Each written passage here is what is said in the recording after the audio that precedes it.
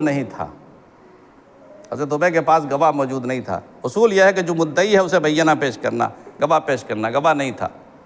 تو حضرت عمر سے اس وقت طریقہ یہ ہے کہ جب گواہ موجود نہ ہو تو منکر سے قسم لی جاتی، جو انکار کرنے والا ہے اس سے قسم لی جاتی مدعا علیہ سے۔